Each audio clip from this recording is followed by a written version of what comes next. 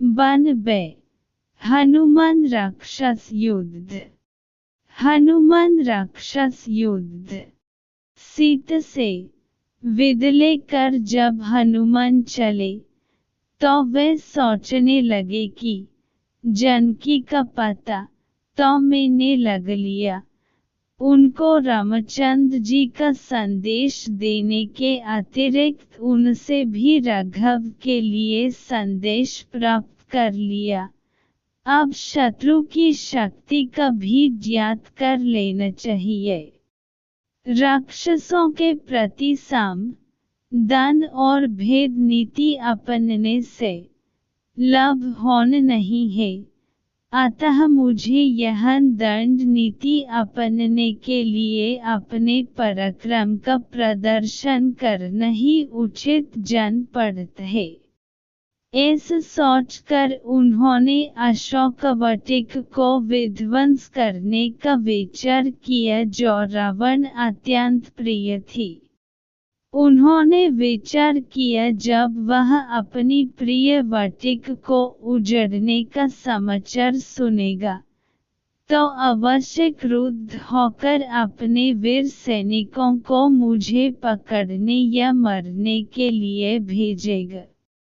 यह विचार आते ही वे वाटिक के सुंदर वृक्षों को तोड़ने तथा उखड़ने, जलाशयों को मथने और पर्वत शिखरों को चूर चूर करने लगे। थोड़ी ही देर में वाटिका ऐसे जान पड़ने लगी मानो वह दावानल से झुलस गई हो।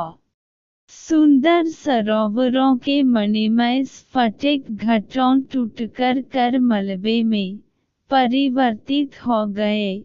वाटिक में बनी अट्टलिकाएं भी उनके विध्वंसक हाथों से न बच सकीं।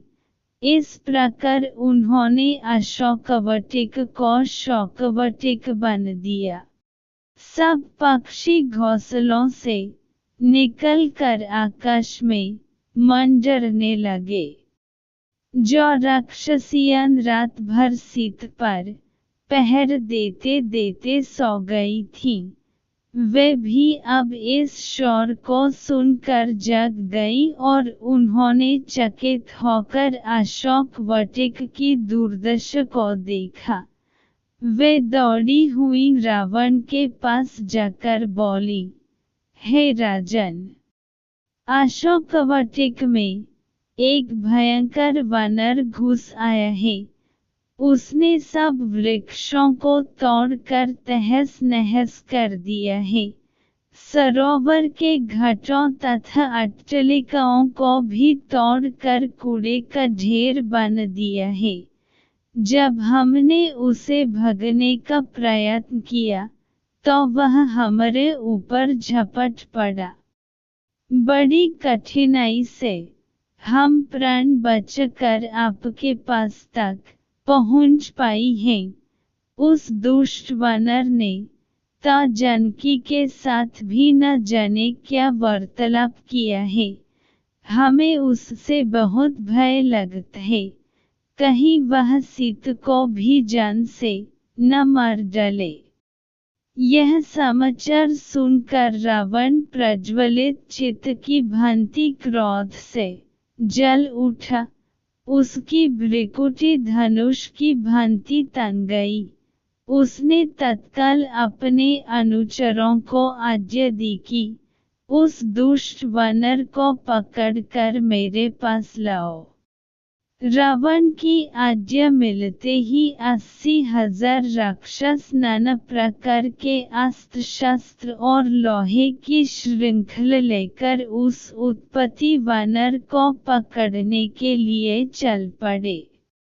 विचित्र गदाओं, परिधों आदि से युक्त वे वेगवान राक्षस अशोकवटिक के द्वार पर खड़े हुए वानरवीर हनुमान जी पर चारों ओर से इस प्रकार झपटे मानो पतंगे आग पर टूट पड़े हों। तब पर्वत के समान विशाल शरीर वाले तेजस्वी हनुमान ने उच्च स्वर में घोषण की, महाबली श्री राम तथा लक्ष्मण की जय हो।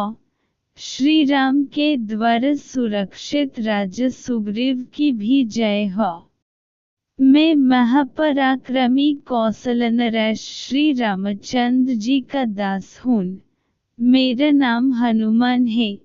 मैं वायु का पुत्र, शत्रुओं का संहार करने वाला हूँ। तुम मेरे पराक्रम का सामना नहीं कर सकते। मैं लंकापुरी को तहस नहस कर डालूंगा। राक्षसों ने उन्हें चारों ओर से घेर लिया और उन पर बर्छे, भाले तथा पत्थर फेंकने लगे। यह देखकर क्रुद्ध हो हनुमान ने कुछ की लातों घूंसों से पिटाई की और कुछ को अपने नखूनों तथा दांतों से चीर डाला। बड़े बड़े योद्धा इस मार की ताव न लाकर क्षत विक्षत होकर भूमि पर गिर पड़े। जो अधिक साहसी थे वे प्राणों का मोह त्याग कर हनुमान पर टूट पड़े। तभी उन्होंने एक छलांग लगाई और तोरण द्वार से एक लोहे की छड़ निकाल ली। फिर उस छड़ से उन्होंने वह मार काट मचाई की बहुत से योद्धा तो वहीं खेत रहे और शेष प्राण बचकर वाहन से भागकर रावण के पास पहुँचे। जब रावण ने इन राक्षसों की ऐसी दशा देखी तो उसका क्रोध और भड़क उठा। उसने प्रहस्त के पुत्र जम्बुवली को बुलाकर कहा, हे वीरश्रेष्ठ, तुम जाकर उस वानर को पकड़ कर ले आओ। यदि वह जीवित न पकड़ा जा सके तो उसे मार डालो। मुझे तुम्हारे बल पर पूरा विश्वास है कि तुम इस कार्य को भली भांति कर सकते हो। रावण की आज्ञा पाकर जम्बुवली अस्त्र शस्त्रों से सुसज्जित हो गधों के रथ पर सवार हो हनुमान से युद्ध करने के लिए चला। जब उसने उन्हें तोरण द्वार पर बैठे देखा तो वह दूर से ही उन पर तीक्ष्ण बाण चलने लगा।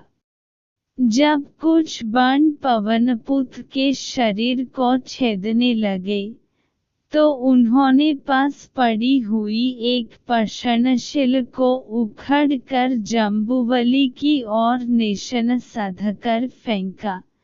उस विशाल शिला को अपनी ओर आते देख उस वीर राक्षस ने फुर्ती से 10 बाण छोड़कर उसको चूर चूर कर डाला। जब हनुमान ने उस शिला को इस प्रकार टूटते देखा तो उन्होंने तत्काल एक विशाल वृक्ष को उखाड़कर राक्षसों पर आक्रमण करना आरंभ कर दिया, जिससे बहुत से राक्षस मरकर और कुछ घायल होकर वहीं धराशायी हो गए। अपने सैनिकों को इस प्रकार मरते देख जम्बुवली ने एक साथ 4 बाण छोड़कर उसका वृक्ष काट डाला और फिर 10 बाण छोड़कर हनुमान को घायल कर दिया।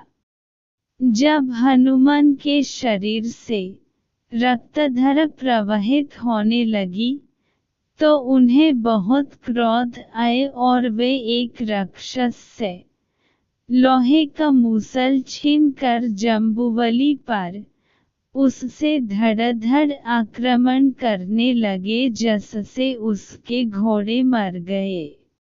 रथ चकनाचूर हो गया और वह स्वयं भी निष्प्राण होकर पृथ्वी पर जा पड़ा।